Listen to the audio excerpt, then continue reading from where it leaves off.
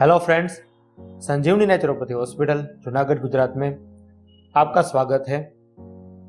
हाल के present day में cancer disease की जो ट्रीटमेंट होती है वो ट्रीटमेंट केमोथेरापी या फिर रेडिएशन से होती है। और आप सब जानते होंगे कि केमोथेरापी और रेडिएशन ऐसी ट्रीटमेंट है कि जिसकी साइड इफेक्ट बहुत ज़्यादा होती है।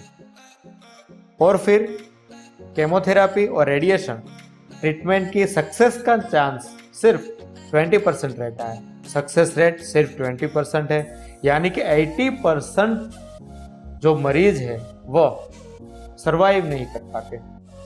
तो फ्रेंड्स, हम आज ये बात करेंगे कि क्या कोई ऐसी ट्रीटमेंट है, कोई ऐसा उपचार है कि केमोथेरापी या फिर रेडिएशन की जगह पर लिया जा सके, या फिर जिन लोगों का केमोथेरापी और रेडिएशन ऑलरेडी स्टार्ट है उन लोगों को कोई ऐसी नेचुरल ट्रीटमेंट दी जाए कि जिस कारण से उनको साइड इफेक्ट ना हो।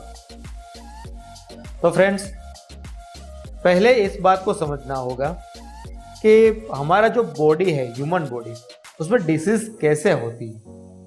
डिसीज होने का एकमात्र कारण है, सभी बोलते हैं, आपको पता ही होगा, जिनकी इम्यूनिटी वीक हो जाती है, जिनकी इम्यूनिटी कम हो जाती है, उनकी बॉडी में डिसीज की शुरुआत होती है।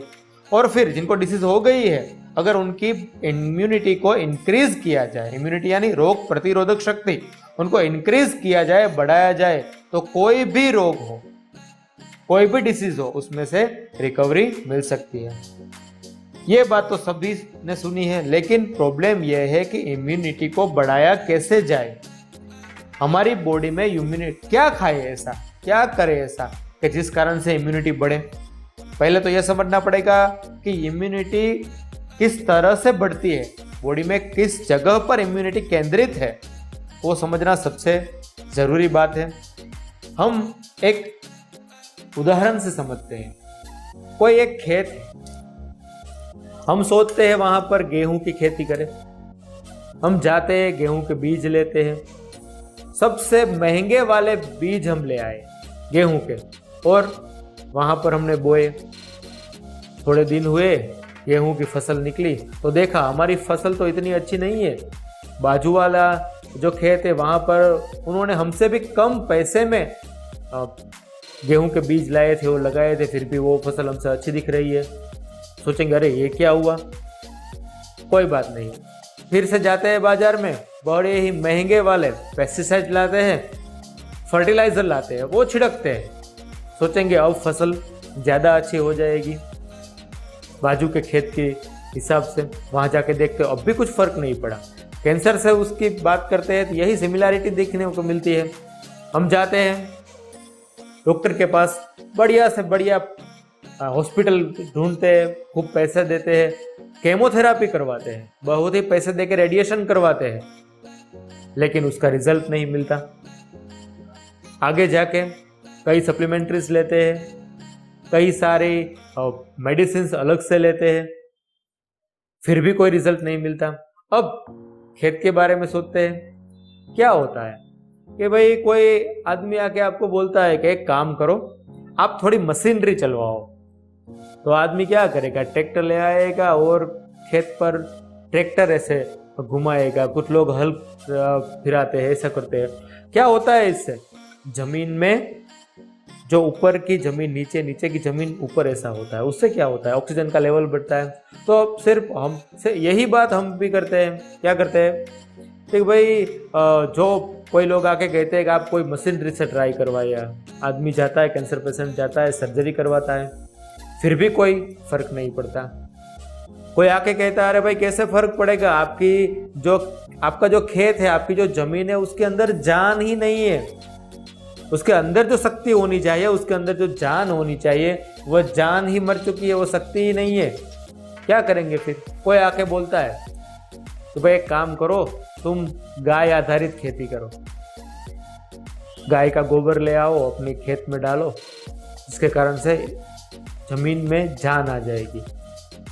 ठीक ऐसे ही जैसे कैंसर में कोई आके कहता है कि भाई तू एक काम करो, आयुर्वेदिक हर्बल मेडिसिन लो। लोग हल्दी की ट्राई करते हैं, तुलसी ट्राई करते हैं, गौमूत्र ट्राई करते हैं, फिर भी फर्क नहीं पड़ता। कितने सारे आसव लेते हैं, अरिष्ट लेते हैं, कितने काढ़े लेते हैं, बचता ही नहीं। हम गए खेत में, जाके गोबर छिड़क के आ गए, किसी भी जानवर का, गाय का हो, किसी भी जानवर गोबर छिड़क के आ गए, क्या उससे क्या होगा? फसल में फर्क पड़ जाएगा? बिल्कुल नहीं। गोबर तो वैसे भी सड़ जाएगा, गोबर सड़ाएगा, हमारा जो फसल है उसको भी सड़ा देगा।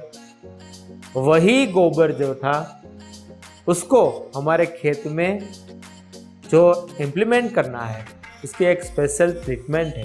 शायद आपको पता होगा, किसी किसान से जाके पूछे तो वो आपको बताएगा कि वही गोबर को पहले मिट्टी का बड़ा सा गड्ढा बनाते हैं, उस गड्ढे में डाल देते हैं, फिर उसके ऊपर कूड़ा कचरा डाल देते हैं, उसके ऊपर मिट्टी डाल देते हैं, उसको 2 या 3 साल तक सड़ाते हैं। 2 या 3 साल तक उसको सड़ाएंगे तो क्या होगा? उसके अंदर माइक्रोब, सूक्ष्म जीव उत्पन्न हो जाएंगे, बैक्टीरिया उत्पन्न हो जाएंगे, नए बैक्टीरियाज पैदा होंगे, माइक्रोब्स पैदा होंगे। तो वो माइक्रोब्स, जो बैक्टीरियाज जो पैदा हुए हैं, वो अब जब हमारे खेत के अंदर जाएंगे, वो अपना काम करें, वो अपनी मेटाबॉलिज्म क्रियाएं करेंगे सब। उसके कारण से हमारी जो पूरी जमीन है उसमें जान आ जाएगी। ऐसे ही सूक्ष्म जीव, ऐसे ही माइक्रोब्स, ऐसे ही पॉजिटिव बैक्टीरियाज हमारी ह्यूमन बॉडी के अंदर भी है। हमारी बॉडी की आंतों में, पेट की आंतों में ऐसे बैक्टीरियाज रहते हैं जिन्हें हम माइक्रोब्स या फिर गट माइक्रोब्स के नाम से जानते हैं। यह बैक्टीरिया आपकी इम्यूनिटी सिस्टम जो है, रोग प्रतिरोधक शक्ति जो है, उसकी नींव है। कैसे काम करते हैं फ्रेंड्स, ये हम वीडियो के सेकंड पार्ट में देखते हैं। थैंक्स।